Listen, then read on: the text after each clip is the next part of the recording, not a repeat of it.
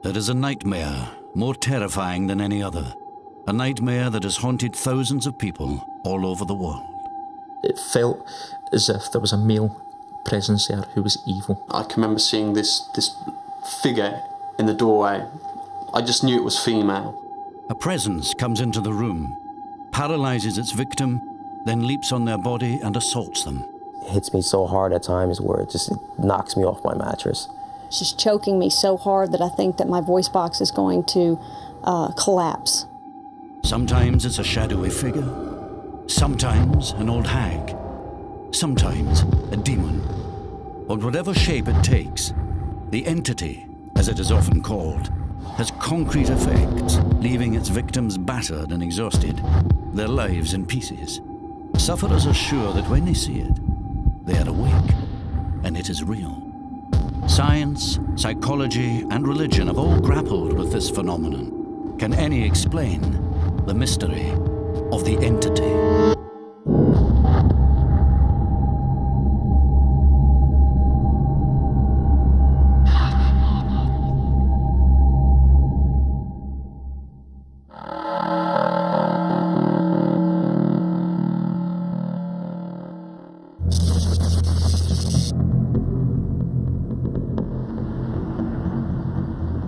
One woman has been suffering from entity attacks for most of her life. They began when she was just 5 years old. The first thing I remember as a child at night, I had just gone to bed. My mother just put me to bed, and I could see the lights on in the living room. I had just laid down for bed. I could hear my parents, I could hear the television, and I looked up, and to my right I saw a couple. Very shadowy, very dark, in my bedroom. A man and a woman, and they started walking towards me. It was very frightening. I couldn't speak. I wanted to call out to my mother. I couldn't call out to her. I was just terrified. And right about that time, she walked into the room, and it appeared that she walked directly through the two people that were standing to my right. And I began asking her, who are these people in my room? What's going on? She kept telling me that it was just a dream to go back to bed. And I said I wasn't asleep, it wasn't a dream. I could hear the television on in the other room. And that was the end of that. But as Jamie got older, the entities that stalked her became more vivid and more violent, making her increasingly terrified to go to bed.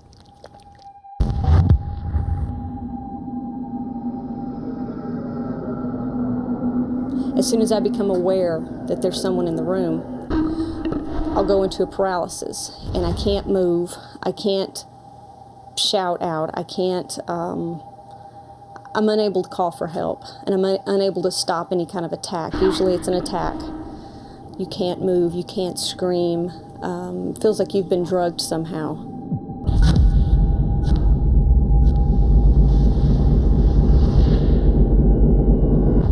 The Shadow Man, and this is just a recent label that I've put on this character.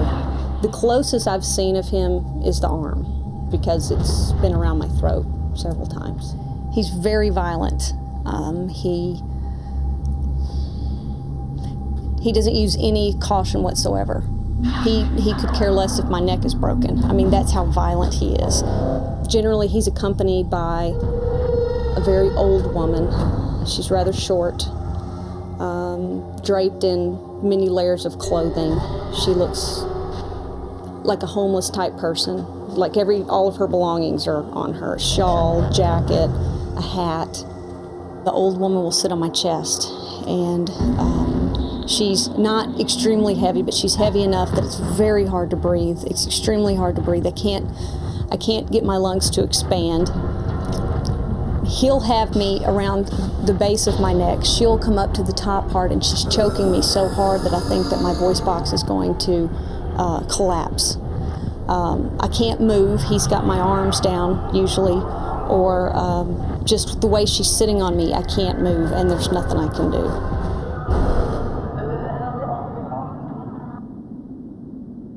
What makes these attacks even more frightening is that Jamie is convinced she is awake. The fear is extremely real. You look around the room, you're looking for any way out. I can see my clock, I can see the curtains, I see everything in the room that tells me that this is real, this is happening to me, this is really happening. And I'm wondering why my husband can't hear them, why he can't hear the struggle, why he can't hear the fight. And beyond that, I'm wondering what's going to happen to me after they kill me, who's next? Your mind and your body thinks you've been through it. But to everyone around you that you associate with, that you work with, your friends, your family, your doctors, they say it was just a dream, just get over it.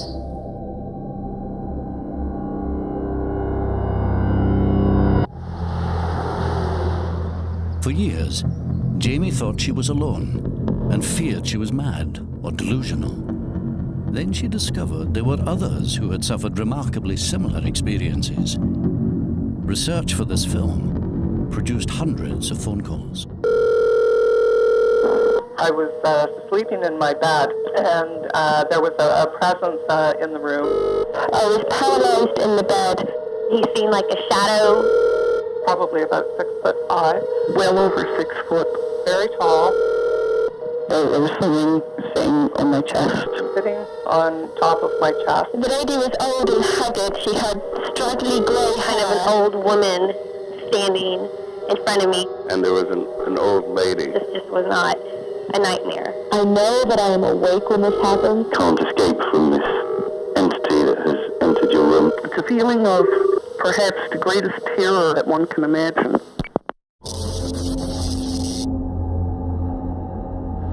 There was a presence in the room.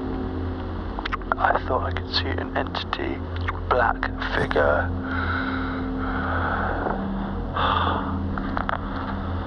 Oh shit. There's a presence in the room. God help me. Matt Watkins is a psychology student at the University of the West of England. Like others, he has experienced entity attacks for most of his life. Unlike others, he often recorded the events as they occurred. Friday the 26th, 20 to 4 in the morning. Saw some things. Still feeling pretty shaky. There was definitely a presence here. Oh God.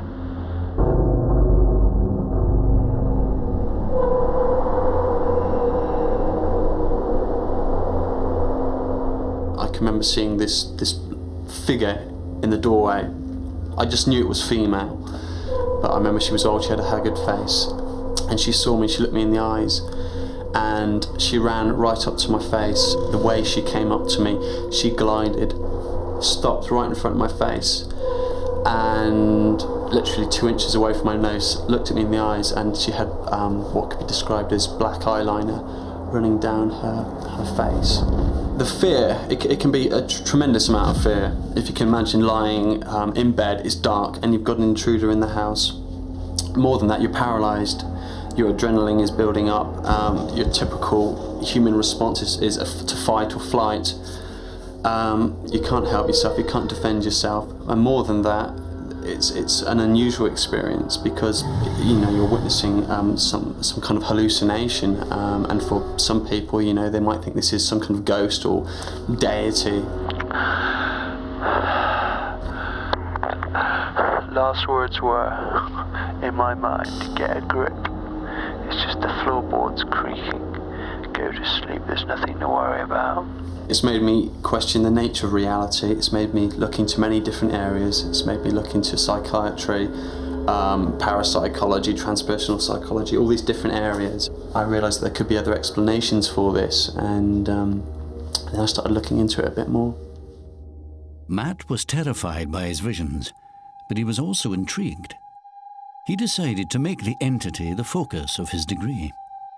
Searching through ancient texts, he was surprised to find evidence of the entity experience dating back over 2,000 years.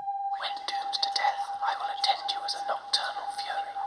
I will attack your faces, and brooding upon your restless breasts, I will deprive you of repose by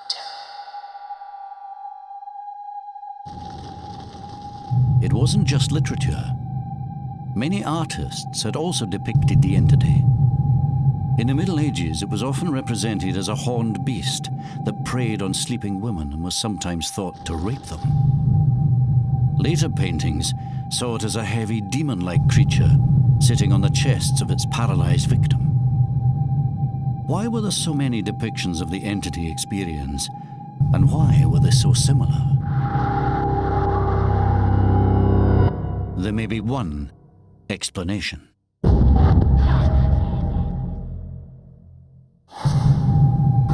Throughout history and across the world, thousands of people have suffered from nighttime visions in which they are attacked by violent and mysterious entities.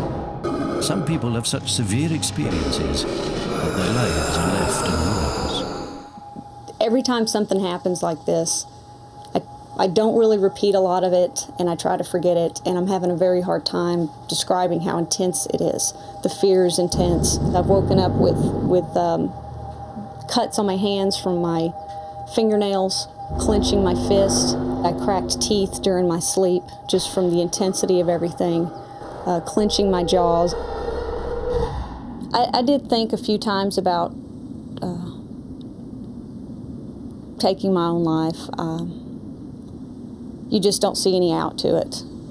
What happens is when you get to the point where you're so tired, you're just so tired, and you're so tired of fighting, and every night you know when you go to bed it's going to be another fight, a struggle. You become afraid to fall asleep. For some of these entity attacks, science may provide one explanation. When we are dreaming, a mechanism in the brain paralyzes us to prevent us acting out our dreams. Some people get trapped in a state between wakefulness and dreaming called sleep paralysis. Dr. Al Shane has studied over 9,000 cases and believes that it may have been experienced in mild form by up to 30% of the world's population. Sleep paralysis, as I view it, is a type of dream, a waking dream, or perhaps more accurately, a waking nightmare. Imagine, if you will, there are two mechanisms deep in the brainstem of the brain. And one of these mechanisms we'll call the wake-up mechanism, and the other one we'll call the dream-on mechanism. And they're linked to one another. In particular, the wake-up mechanism inhibits the dream mechanism. So when this one is turned on, you're awake, alert, conscious of your surroundings, able to respond to your surroundings. Imagine that as your wake-up system turns down, if there's a problem with particular neurotransmitters, it may not be inhibiting the other system. So this one may turn on before this one turns off. So you have two systems on now. So you're awake and you're dreaming. If sleep paralysis might help us understand why these visions seem so real, can it also help explain the shared scenario experienced in the attacks? A way in which the hallucination might build might be from the case in which you imagine that there's something on your chest. Perhaps it's simply the fact that you can't take a deep breath because you are paralyzed after all. One interpretation is that because there's something on your chest preventing you from taking a deep breath. If you've also had a visual hallucination, it's easy now to conclude that whatever that thing was, that is now what is on your chest. Initially, often it's simply a feeling that there's something there. And you are searching for it. If your eyes are closed, you feel that if you just open your eyes, it would be there. If your eyes are open, it may be just out of sight. Perhaps you will see it. Perhaps you will now start to see some form, some vague shape. Maybe you'll hear something, footsteps, movement in the room. You may actually feel something touching you.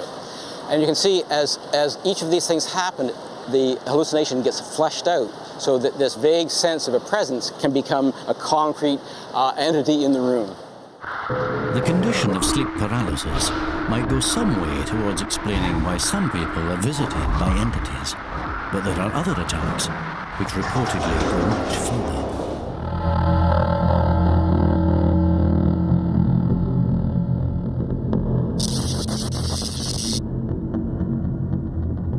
In spite of a normal childhood, Mark Gillen has suffered from particularly disturbing nocturnal attacks since he was a teenager, and still finds them difficult to talk about.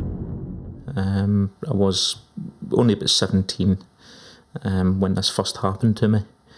I went to bed as normal, fell asleep, enjoying a good sleep, when probably in the middle of the night I was wakened by the feeling that someone was in the room.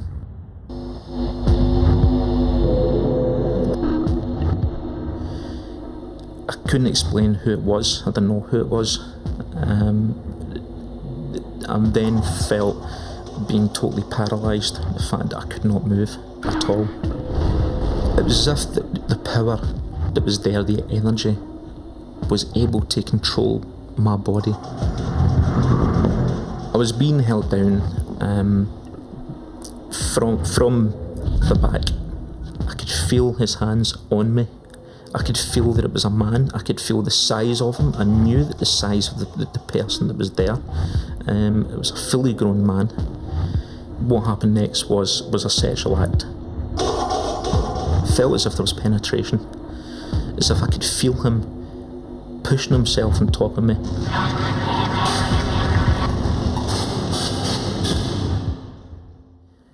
I thought I was going to die. I thought that they were going to kill me. When the paralysis eventually went away, I felt as if the presence had withdrawn into the corner in the room, that there was some creaking, not literally moving, but it was creaking as if there was something there.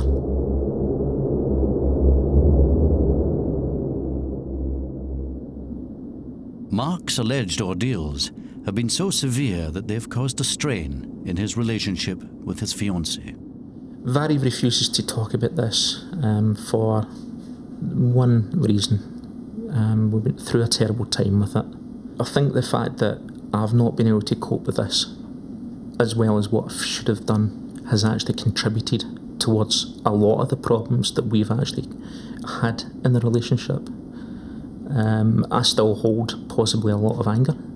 I still have a lot of feelings in my mind as to, what's happened to me. Have I been going mad? I'm fed up with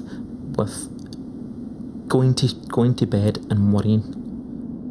Mark's attacks are horrifyingly real to him, but Dr. Shane believes that a scientific knowledge of how sleep works might explain not only these attacks, but also the myth of demonic assaults on medieval women.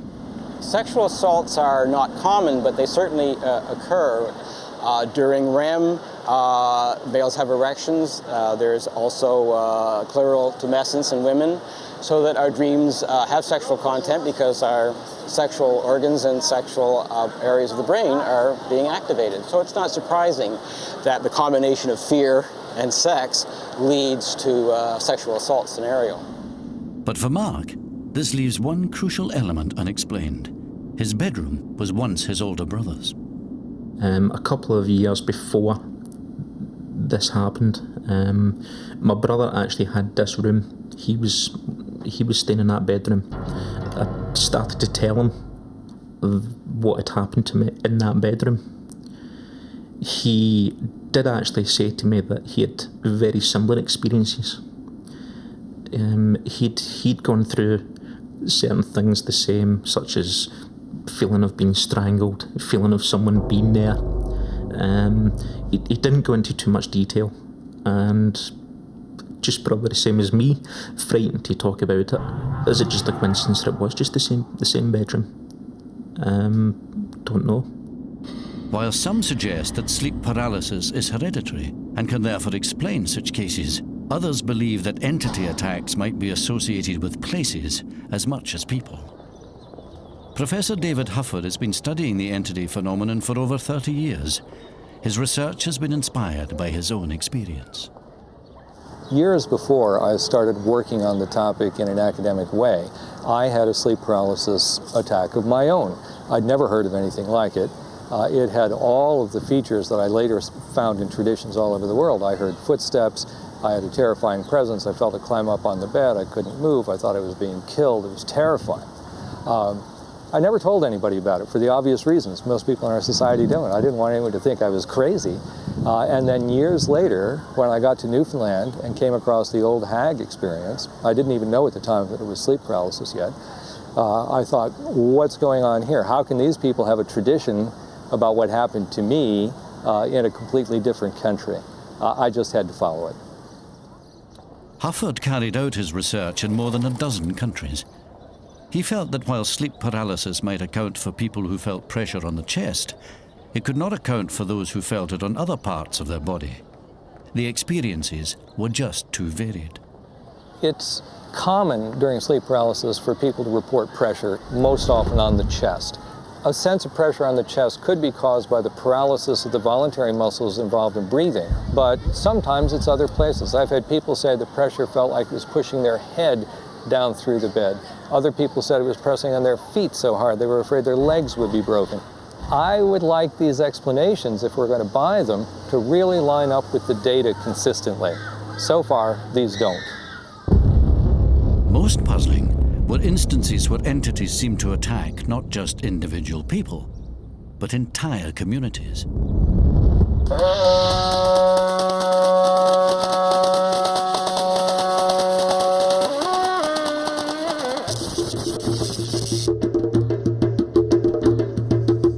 Villagers on the isolated island of Pemba, off the east coast of Africa, claimed that they had been plagued by an entity for more than a decade. Like Mark Gillen, some also feel that it has sexually assaulted them. They call this entity the Popabawa.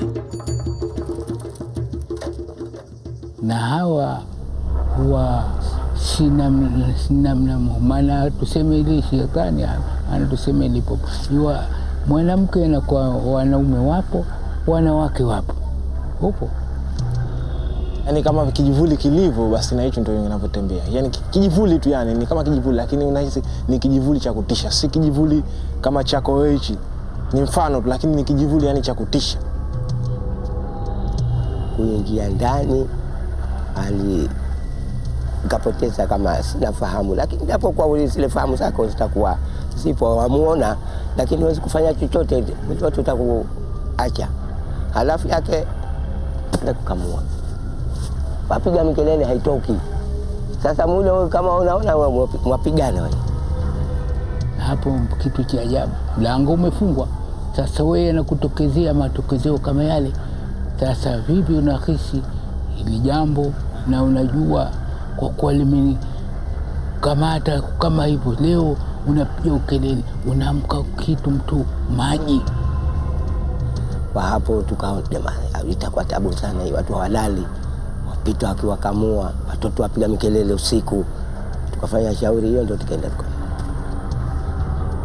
hatukumpata, alitutoka. Lakini inakuanisha kama ni kitu cha shetani. Maana yake kile kitu kinakuja kama kitu shetani, unafahamu, katika usingizini. Upo. Since the attacks began 10 years ago, the villagers have called upon their spiritual beliefs. Now many of them carry protection against the Popabawa in the form of pages from the Holy Quran, sewn into a purse which they keep on them at all times. Si nguvu, isipokuwa mwili wangu tu ni mzito. Yani nikwambia mzito, unaweza kufahamu. Si mzito wa kilo. Ni kwamba kilinifika tu pale kitaka kunivamia, lakini kunivamia yenyewe kilinivamia, lakini hakunivamia kama kinavyofanya wenzangu. For the villagers of Pemba, the supernatural nature of entity attacks is accepted without question. Only 200 years ago, Western cultures would have taken the same stance. To this day, the more science falls short of a full explanation for these terrifying encounters, the more some sufferers have been tempted to look beyond the rational, towards the religious institutions which recognize that supernatural phenomena may be real. I personally witnessed some of the things that Ted was encountering.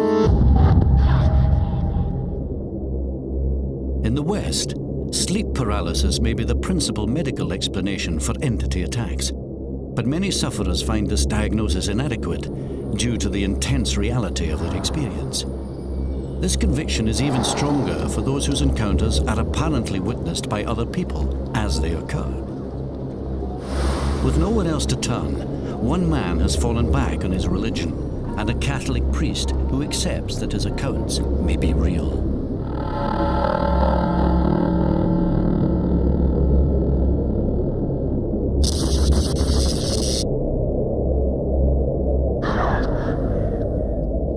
I've been hit by like an unseen force. It hits my chest.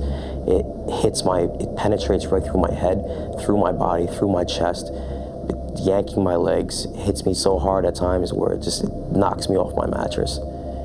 Sometimes I'll wake up after getting assaulted or after getting paralyzed, and I'll see a stream of black or white smoke just kind of streaming out of my bed, my pillow next to my face, or just floating in midair. Ted Phillipon lives in Greenwich Village in New York. He claims that he's been suffering from entity attacks on a nightly basis since he was a child. They are so severe, he can no longer hold down a regular job. It's putting so much fear within me that I'm unable to sleep, that I feel that I have to keep opening my eyes to see if there's something in the room. And it's affected my mood, it's affected my depression, it's totally rendered me literally useless to society, useless to everybody. With no regular income or family support, Ted has turned to the church and now lives in a Catholic hostel under the supervision of Father Pat Maloney, who claims to have witnessed these strange events. There's one particular time he seemed to be very upset, not so much agitated, but almost fearful. And he said, "Look, it's at me again, it's bothering me." I said, "What is bothering you?" He said, "You don't believe me." I said, "Of course I believe you, son." So I laid in the corner about a foot away from him, got just that little bit closer, and I felt an immediate type of a vibration, a physical presence of some kind. And yet I did not feel that whatever was bothering or obsessing Ted was malevolent. It was as if he were attracting some force, something outside of our dimension. Father Pat is not the only one to have observed the phenomenon that has surrounded Ted. His girlfriend of 5 years also claims to have seen these entity encounters. We were just sitting on the couch watching TV and I guess facing the bathroom door, and the door was open, the bathroom door was open, and I saw some type of grayish silhouette walking out of the bathroom. You couldn't really define the shape if it was male or female. It was just some type of silhouette, very tall, and it was just cloudish, grayish, and it was walking towards Ted's bedroom. Then he said to me, "Did you see that?" So I was like, "What are you talking about?" He's like, "Did you see that thing coming out of the bathroom?" So I was like, okay, I must not be going crazy. So that's the first time I ever saw something like that with Ted. Although one of Ted's doctors believes he is suffering from sleep paralysis, aggravated by a traumatic upbringing, the fact that his encounters have been witnessed makes them more difficult to explain. In a way, every case is sort of remarkable and very highly strange. The ones, though, that really just amaze me are the ones where more than one person is involved, where one person is having the sleep paralysis and hearing something or seeing something, and somebody else in the house hears or sees the same thing at the same time, even though they're not having sleep paralysis. Why, how do you account for that? I'm baffled by a good reductive explanation for that. He's seen the best psychiatrists. He's been through medical doctors. We've tried everything. I've tried praying with him. I've tried all the things I know how. And I am still convinced there is something there.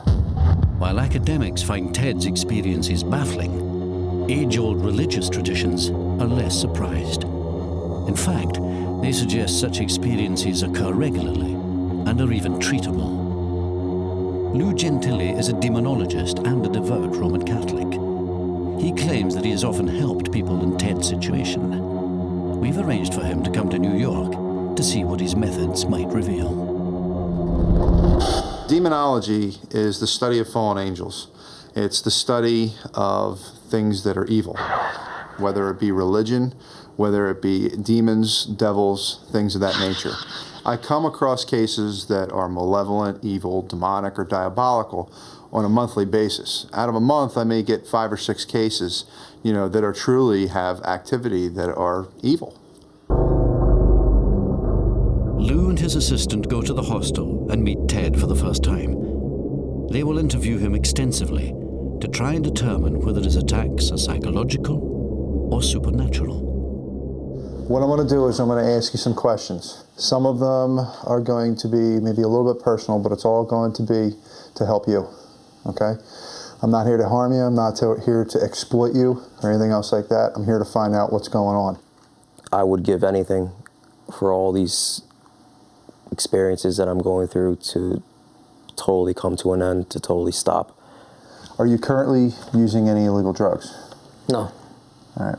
Have you ever taken hallucinogens? Nope. This means acid, anything like that? Nope. Have you ever submitted to a sleep study? Nope. Have you been diagnosed as having any psychological ailments, narcolepsy, Tourette syndrome, dissociative personality disorder? Nope. Nothing like that? Okay. Are you willing to get help if it turns out that what is happening to you is purely psychological? Yeah. After 2 hours of questioning, Lou decides that Ted's case warrants further investigation. So what I'm going to do is I'm going to remotely be watching him from another location, actually right above him. And I'm going to set up a laptop with a video camera feed that's going to be showing me video of what's going on and also audio of what's going on. And if anything does happen in here, I'll be here in the room within a matter of seconds. Right now we're directly above Ted, and we're monitoring him. All of our equipment is set up, and we're waiting to see if anything happens, if any movement, any kind of globules appear, okay, which are balls of light. See what happens now that we're all set up.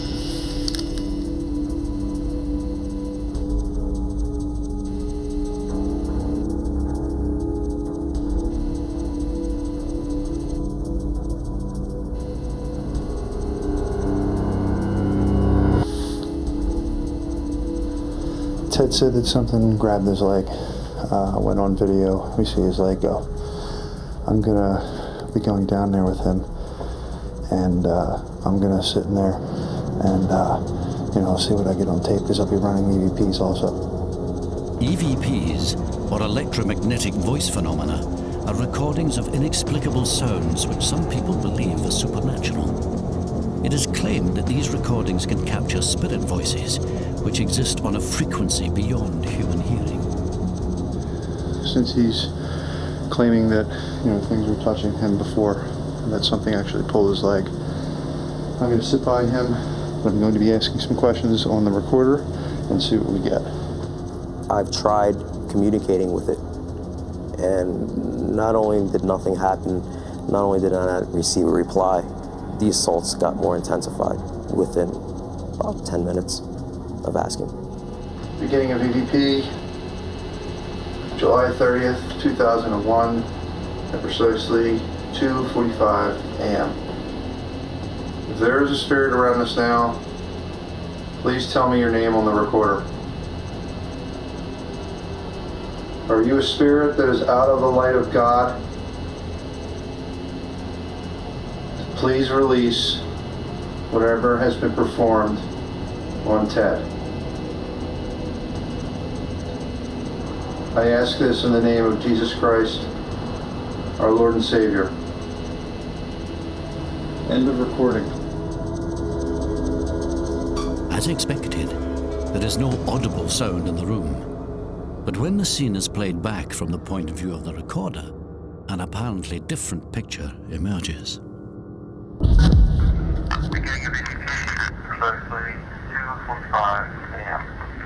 The tape recorder begins to register unusual sounds after each question.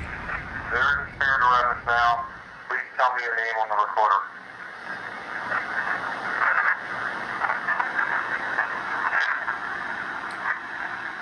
Are you a spirit that is out of the light of God?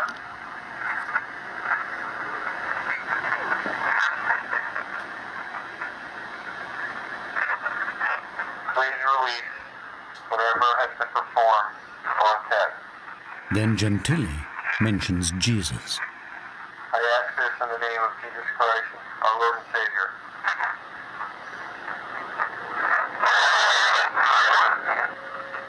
The sound that you just heard in some people's minds could be portrayed as static discharge, which to me is ridiculous, because I've heard the things scream blasphemies, okay, in people's houses, and include the client's name, people's names, people who aren't even a part of the case.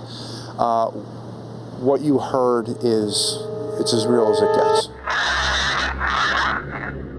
After hearing the sounds on this recording, we decided to have the tape analysed by forensic experts.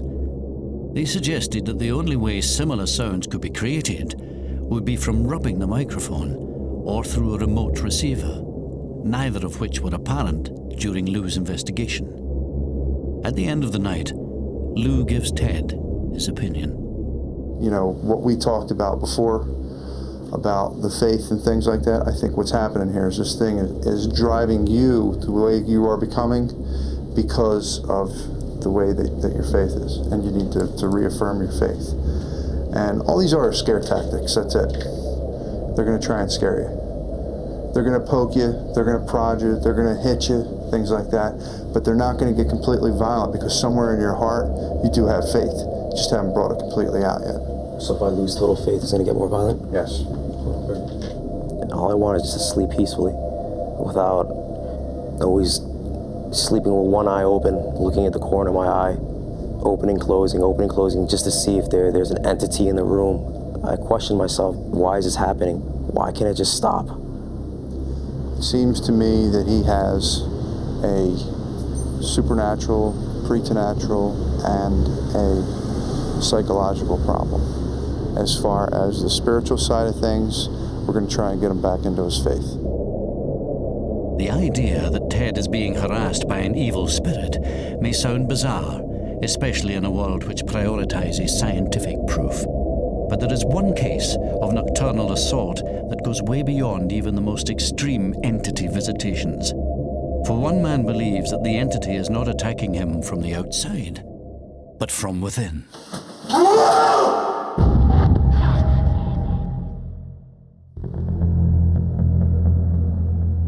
Although researchers believe that entity attacks can be rationally accounted for, it's the sufferers that have to deal with the disturbing consequences. Whilst many claim that an entity is threatening and in some cases sexually assaulting them, one man and his family believe that it may actually be possessing him.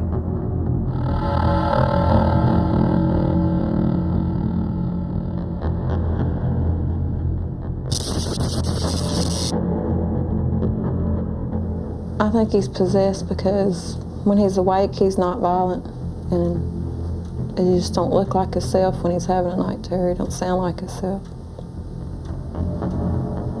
He has a terrifying holler. His eyes are glazy looking. They just don't look like him.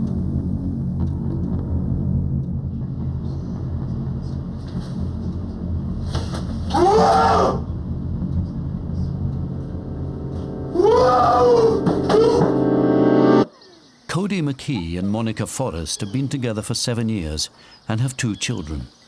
In spite of a traumatic upbringing and a violent adolescence, Cody's biggest problem is the mysterious attacks that plague his sleep.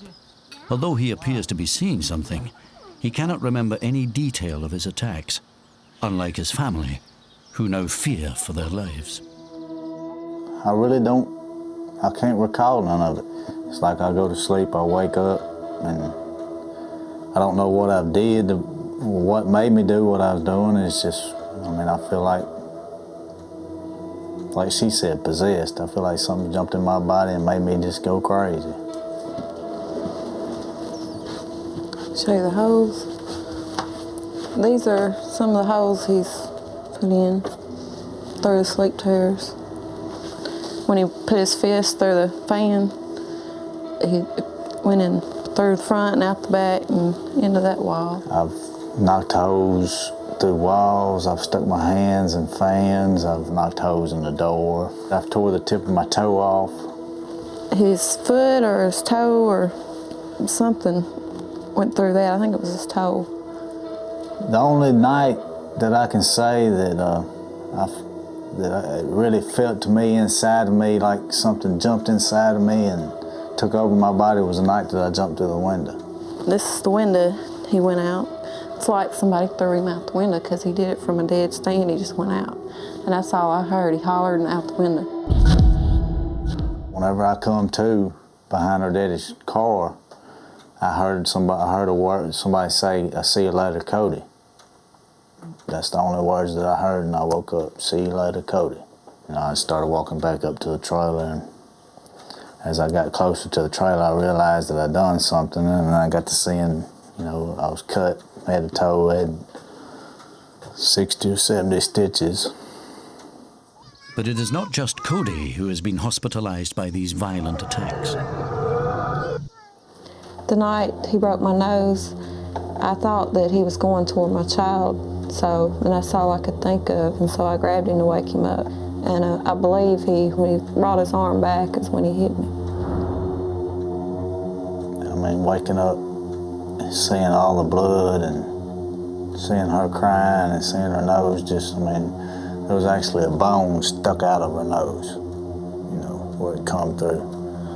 And knowing that I did that to her it messed me up for a long time, That night, I decided not to sleep in the same room with him. And I was just locking the door then, and he had another one. He ran and hit the door, and with the door locked, it flew open. So then I decided to start moving stuff in front of the door. He's got it to where it won't lock. If you just close it like that, you can pull it back open. So I have to pick up on it and make sure it's locked. Then I pull this bed like that.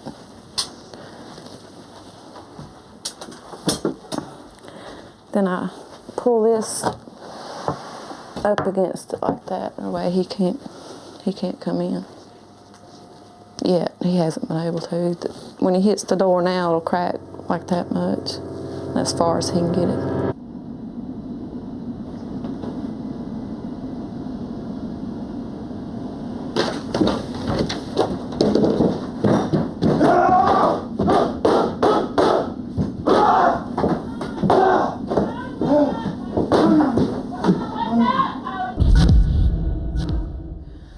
This is ridiculous, having to go to sleep like this. Most people just go to bed, and you have to protect yourself when you go to sleep. Unable to afford medical guidance, Monica and Cody grew fearful that his attacks were being triggered by an external entity. We arranged for Cody to be seen by a sleep clinic to see if they could explain his nocturnal awakenings. This is the most extreme case of sleepwalking and night terrors that I've seen. These have been reported in others, but this is the first one that we've had here at our center to this magnitude. While Cody spends a few nights at the sleep lab, doctors will study his brain activity and muscle tone, as well as record him sleeping using infrared cameras and sound monitoring equipment. If you need anything at all during the night, the intercom will be on all night. Don't hesitate to let us know. Okay? All right, we'll see you tomorrow. All right, love you. Love you too. All right. Okay? All right. Good night.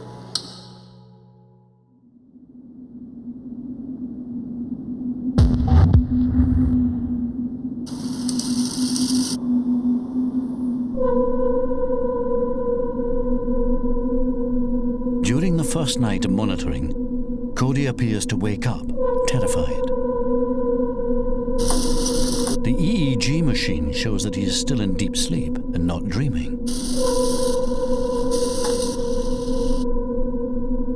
If Cody isn't dreaming, what could be provoking him in such a way?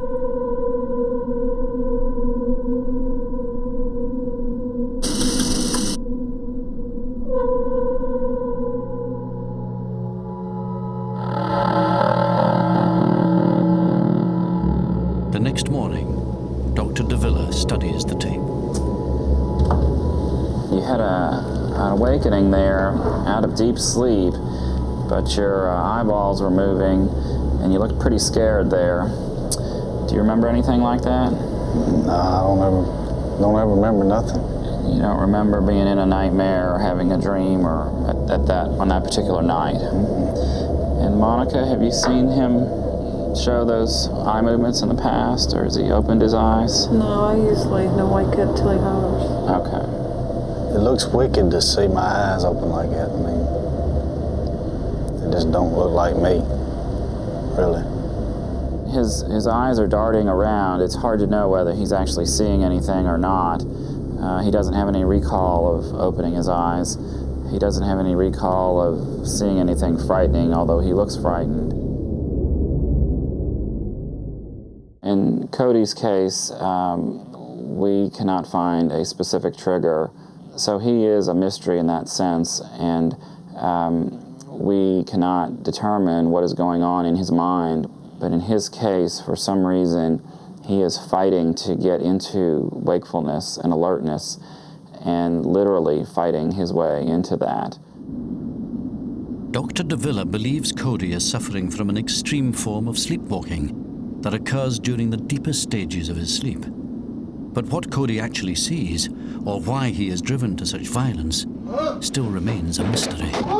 Whatever the medical explanation, Cody is still no nearer to understanding what causes his attacks. They haven't gave me a reason why I do it. They haven't told me, they don't know why I do it, what causes it. All they know is they can put me on medication and maybe it'll stop it. And, and I hope it does. I hope I can take some medication, go to sleep at night and rest. And don't have to worry about hurting anybody or hurting myself. Cody has now been taking the medication for over 3 months. Although his attacks are reduced in number, they still occur and are as unpredictable and violent as ever.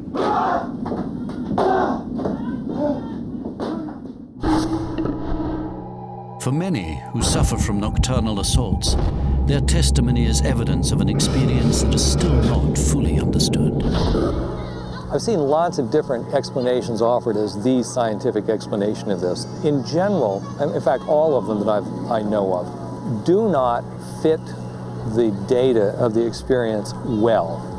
Now maybe someday people will be able to get to the point where they really do fit well, but I do think that it's not fair to people's experience and people's understanding of this sort of thing to take a loose, sloppy, hypothetical scientific explanation and figure, well, at least it's scientific, we ought to accept it. No, that's not right. It ought to really account for what needs to be accounted for. None of them do yet. Good luck, everybody. Keep working on it, but let's not claim that it's been done. Whether or not science will one day offer a full explanation for these nocturnal attacks is unclear. What is clear is that those who suffer will continue to live in fear of what lurks on the other side of sleep. For 150 years, the Ku Klux Klan has existed in the shadows. They call themselves the Invisible Empire. The gun, the noose, the knife. The Klan is all about hate. No, we don't hate black people. Downright lies. Now, unprecedented access and true insiders For an awful lot of stuff on the Klan, I'm the only place in the world where you can get it. lead to the heart of that empire, alive and well in the 21st century.